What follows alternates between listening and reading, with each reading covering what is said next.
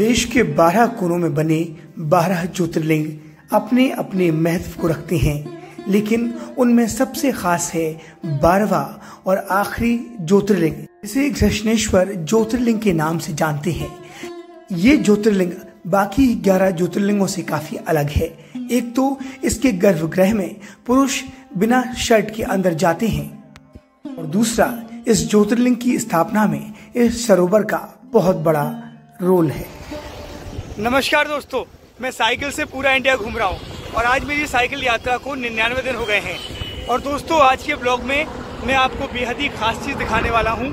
आज हम दर्शन करने वाले हैं घृष्णेश्वर ज्योतिर्लिंग के, जो कि महाराष्ट्र के संभाजी नगर में है। अभी हम सिलौट से निकले हैं दोस्तों।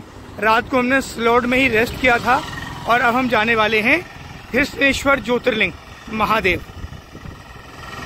तो गाइस, हम आ चुके हैं फुलंबरी और अब हमें यहाँ से राइट कट लेना होगा और घृष्णेश्वर ज्योतिर्लिंग यहाँ से है 30 किलोमीटर। और घृष्णेश्वर जाने के लिए ऐसा सुंदर सा रास्ता है दोस्तों।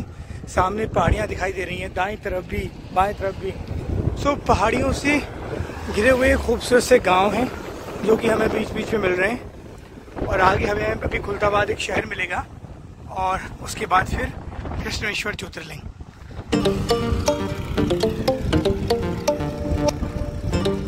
तो दोस्तों, हम खुलताबाद आ गए हैं। अब खुलताबाद से हमें आगे जाना है घृष्णेश्वर महादेव और उसके पास फिर हमें मिलेगा एलोरा केव्स। और दोस्तों, दौलताबाद में विश्व प्रसिद्ध अंजनी पुत्र हनुमान जी का मंदिर है, ये देखिए आप सामने। सो अगर आप आते हैं यहाँ पर एलोरा घूमने के लिए, घृष्णेश्वर महादेव घूमने के लिए, तो यहाँ हनुमान जी के दर्शन ज़रूर कर लें।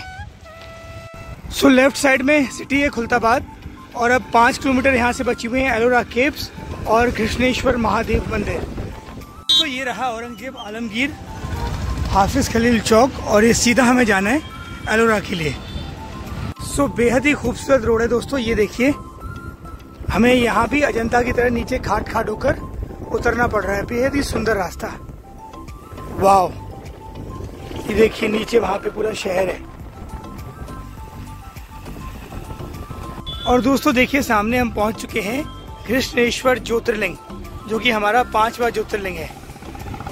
हर हर महादेव। तो दोस्तों, बारिश हो रही है और हम आ चुके हैं 12वें ज्योतिर्लिंग यानी घृष्णेश्वर ज्योतिर्लिंग महादेव मंदिर में।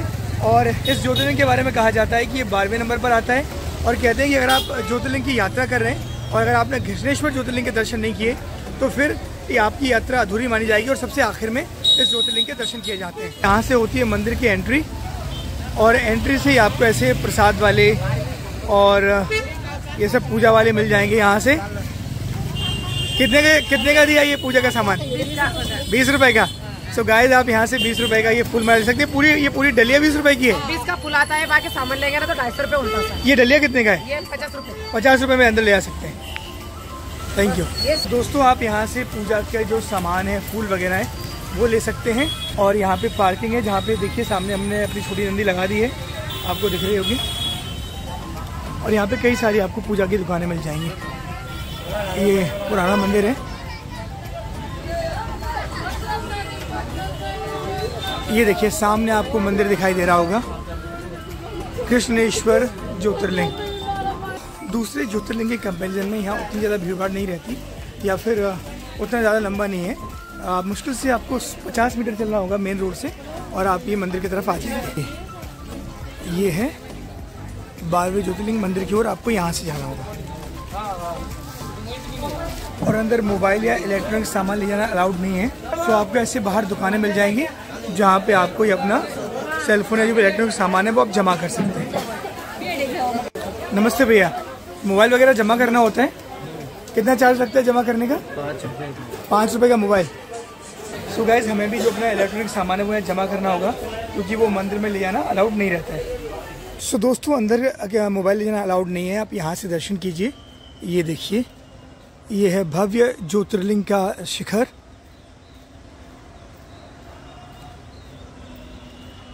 सो ये देखिए दोस्तों, दर्शन के लिए लाइन लगी हुई है और ये जो कॉम्प्लेक्स है वो काफ़ी छोटा है, यानी और भी मैं ज्योतिर्लिंग गया हुआ हूँ तो उसके कंपैरिजन में काफ़ी छोटा ये कॉम्प्लेक्स है। आपको यहाँ पे दर्शन काफ़ी जल्दी हो जाते हैं। और दोस्तों, अंदर मोबाइल ले जाना अलाउड नहीं है, लेकिन ये मैं प्रेमिसेस की वीडियो एक जगह से बना रहा हूँ, ऊंचाई से, सो आप देख लीजिए अंदर का प्राइमेसिस ऐसा है और ये दिव्य ज्योतिर्लिंग। दोस्तों यहाँ की जो सबसे खास बात है वो ये है कि आपको 30 मिनट के अंदर ही दर्शन हो जाते हैं, यानी दर्शन के लिए आपको लंबी ज़्यादा लाइन नहीं लगानी पड़ती। जितनी भी ज्योतिर्लिंग के प्राइमेसिस देखे हैं उनमें सबसे छोटा इसका प्राइमेसिस है। और एक और ख़ास बात है इसकी कि जब आप गर्भगृह में जाते हैं तो जितने भी पुरुष हैं उन्हें सब कुछ जो अपना ऊपर का वस्त्र है वो उतार के जाना पड़ता है, वो अलाउड नहीं है इस मंदिर में। स्थानीय लोगों के मुताबिक प्राचीन वक्त से ही यहाँ के लोग एला गंगा नदी में नहाते और फिर नहाकर सीधे मात्र धोती पहनकर घृष्णेश्वर ज्योतिर्लिंग के दर्शन करते। इसी वजह से आज भी यह परंपरा चली आ रही है, कोई भी यहाँ वस्त्र पहनकर प्रवेश नहीं करता। और दोस्तों अगर आप यहाँ दर्शन करने आते हैं तो खास बात यह है कि गर्भगृह तक पहुँचने की हर किसी को परमिशन है और हर कोई शिवलिंग को अभिषेक कर सकता है, स्पर्श कर सकता है, ये बड़ी बात है। तो ये यहाँ की एक अच्छी चीज़ है, आप यहाँ पे कर सकते हैं। घृष्णेश्वर में भगवान शिव अपने एक भक्त के अनुरोध पर आए थे जिसका नाम था घुष्मा। हमारे देश में हर एक धार्मिक स्थान को लेकर कई प्राचीन कहानियां होती हैं और जो ये शिवलिंग है, ज्योतिर्लिंग है, इसको लेकर भी कहानी है।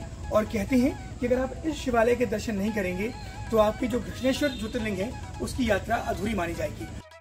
इसी सरोवर में दंपति ने संतान प्राप्ति के लिए भगवान शिव की कड़ी आराधना की।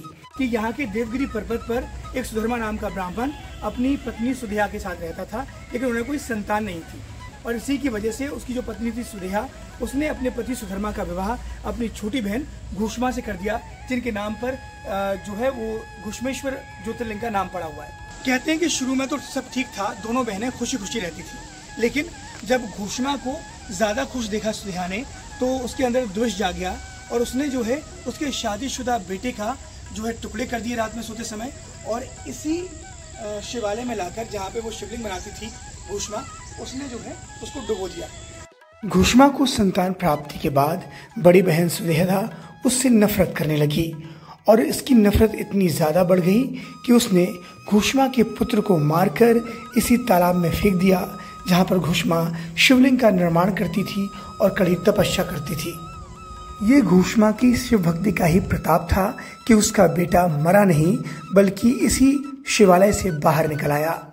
और ये सब देखकर शिव भगवान क्रोधित हो गए और सहिदा को दंड देने के लिए दौड़े। तभी छोटी बहन घुष्मा ने क्षमा प्रार्थना मांगी और अपनी बड़ी बहन को माफ करने के लिए कहा और शिव भगवान से ये भी वर मांगा कि वो लोग कल्याण के लिए यहीं पर विराजमान हो जाएं। और तभी से भगवान शिव को यानी घृष्णेश्वर महादेव के रूप में यहाँ पर 12वें ज्योतिर्लिंग के रूप में पूजा जा रहा है। और उसी घुष्मा के नाम पर सबसे पहले इस ज्योतिर्लिंग का नाम घुष्मेश्वर पड़ा, जो इसे आज हम घृष्णेश्वर महादेव के नाम से जानते हैं। ये भी कहा जाता है कि औरंगजेब ने कई बार इस मंदिर को तोड़ने की कोशिश करी, लेकिन वो नाकामयाब रहा और जो मौजूदा मंदिर की संरचना है उसका निर्माण देवी अहिल्याबाई ने करवाया। कहते हैं कि औरंगजेब ने घृष्णेश्वर ज्योतिर्लिंग को कई बार नष्ट करने की कोशिश करी, लेकिन वो इसमें नाकामयाब रहा और जो मौजूदा मंदिर आप देखते हैं उसका निर्माण देवी अहिल्याबाई ने करवाया था। इसीलिए इस पुष्प का नाम, उनके जो सरोवर है उसका नाम देवी अहिल्याबाई के नाम पर रखा गया। ज्योतिर्लिंग के दर्शन और शिवालय सरोवर के दर्शन करने के बाद आप यहाँ पर शाहजी राजे की प्रतिमा के भी दर्शन कर सकते हैं, जो कि देखने में बेहद ही भव्य और सुंदर है। शाहजी राजे एक मराठा वॉरियर थे और उनका भी यहाँ के विकास के योगदान में अहम रोल रहा है। घृष्णेश्वर ज्योतिर्लिंग महाराष्ट्र के छत्रपति संभाजीनगर जिले में मौजूद है और यहाँ आने के लिए आप इसी नगर का इस्तेमाल कर सकते हैं। यहाँ ठहरने और खाने पीने की भी कोई समस्या नहीं है। हर साल हजारों लाखों की संख्या में शिव भक्त यहाँ आते हैं। अगर आप भी यहाँ आकर भगवान शिव और ज्योतिर्लिंग के दर्शन करना चाहते हैं तो आप सभी का स्वागत है।